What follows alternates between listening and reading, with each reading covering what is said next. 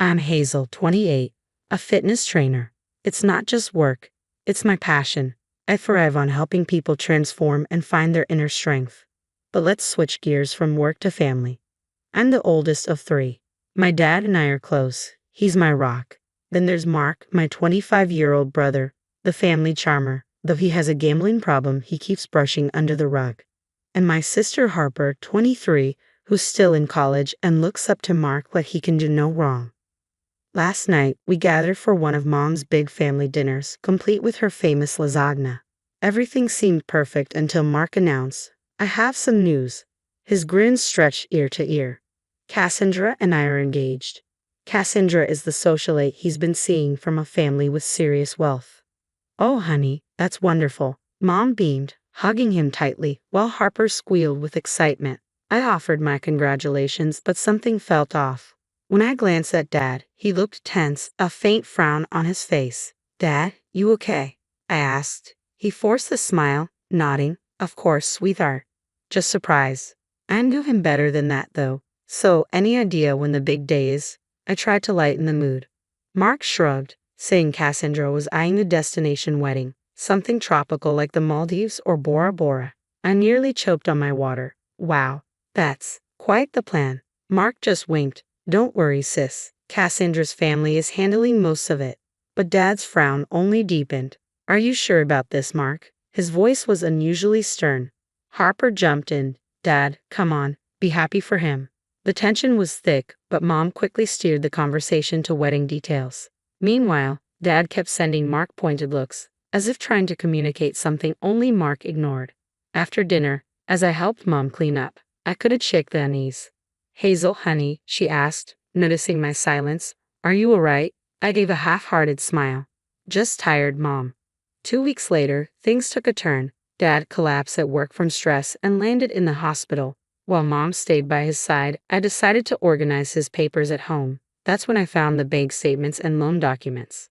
My hands shook as I realized the truth. Dad had been secretly selling assets, our vacation home, his classic car collection, even dipping into my college fund, all to cover Mark's gambling debts. When Mom came home, I confronted her, waving the papers. "Did you know about this?" She sighed, sinking into a chair. "Hazel, honey, we were just trying to protect the family. If word got out, it would ruin us. And this is better, selling everything we own."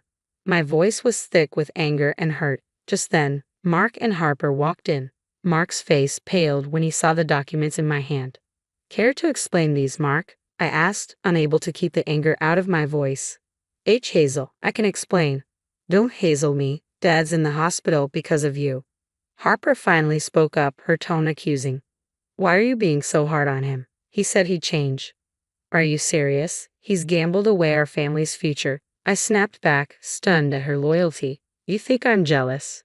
"Jealous of his ability to destroy everything." Mom stepped between us, trying to calm the storm, but I could see the damage had already been done. I looked around the room. Mom's pleading eyes, Mark's hollow promises, Harper's misplaced loyalty, and felt utterly alone. "I can't do this," I muttered, grabbing my keys. "I need some air." As I drove, my thoughts raced. How had things gotten so twisted?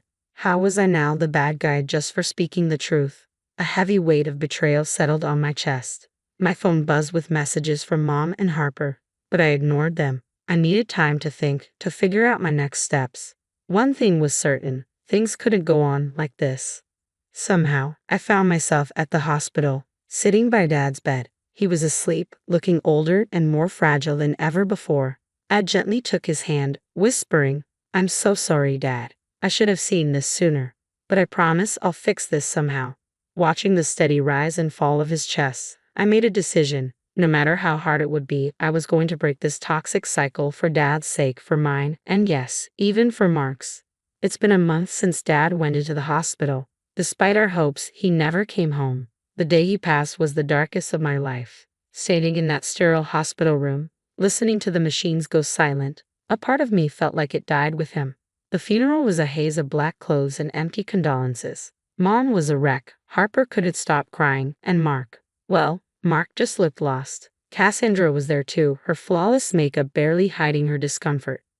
A week later, we gathered for the reading of Dad's will. I thought it might offer some closure, maybe even a few answers. Instead, it delivered one more heartbreak. I'm sorry, the lawyer said, clearly uncomfortable. Most of the estate has already been liquidated. There's very little left. Mom gasped. Harper looked confused. But Mark couldn't meet anyone's eyes. What about my college fund? I asked, though I already knew the answer.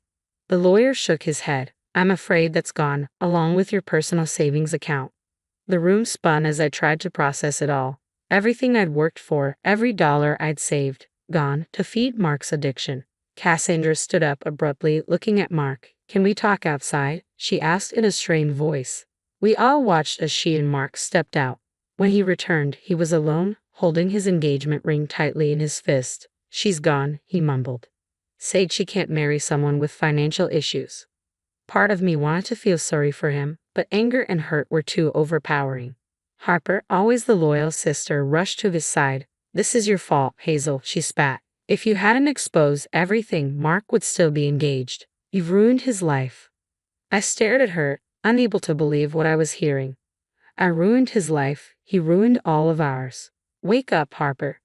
Mom tried to intervene, her voice tired. Girls, please, your father wouldn't want this. But I was done.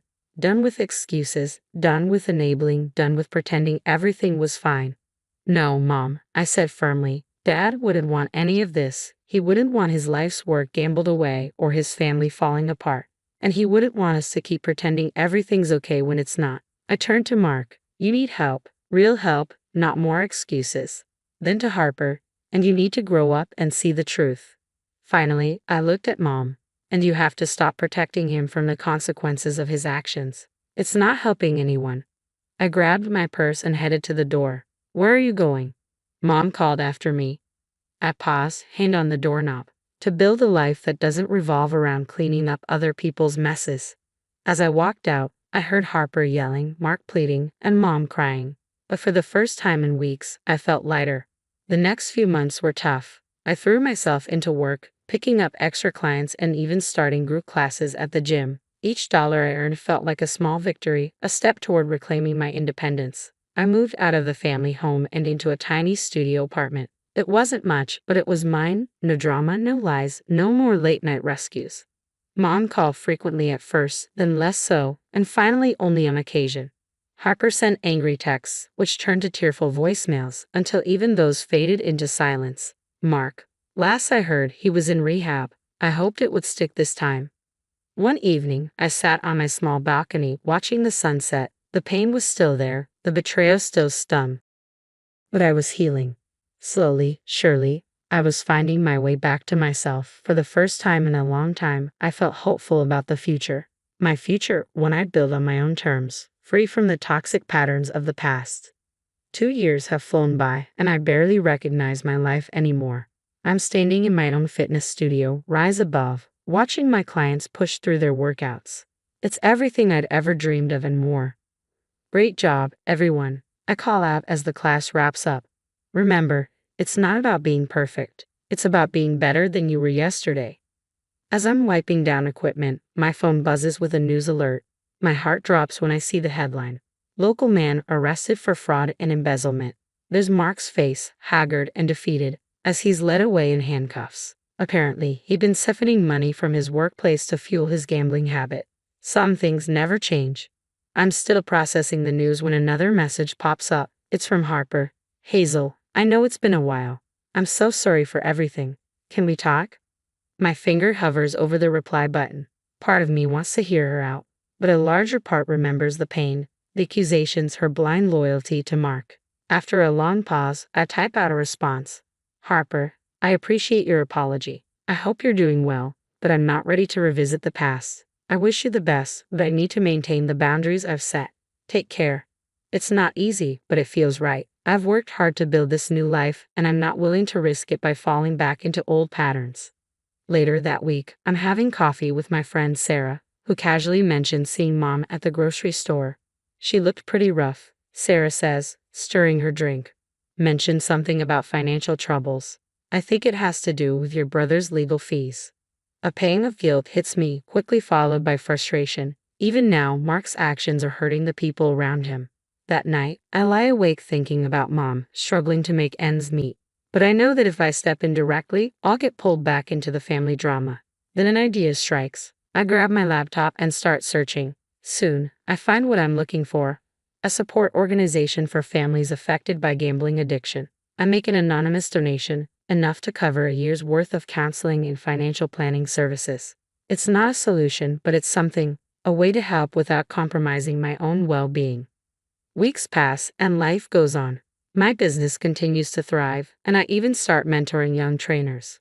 One day, as I'm locking up the studio, I catch my reflection in the window. I barely recognize the woman staring back at me, confident, successful, at peace. I think back to that family dinner 2 years ago when Mark announced his engagement. How different things were then, how naive I was. But as I walk home under the setting sun, I realize I don't regret the journey. Every heartache, every setback, every tough decision led me here, to this moment, this life I've built for myself. I unlock the door to my apartment, bigger now, with a view of the city, and smile. On my fridge, there's a quote I put up when I first moved in: "The only way out is through." And that's exactly what I did. I went through the storm, faced the hard truths, made the tough choices, and came out stronger on the other side. As I settle in for the evening, a sense of calm washes over me. I may have lost the family I was born into, but I've gained something far more valuable: self-respect, inner peace, and the knowledge that I can weather any storm. So, what do you think? Was I right to cut ties with my family, or should I have stayed to help them? What would you have done in my shoes? Share your thoughts in the comments below.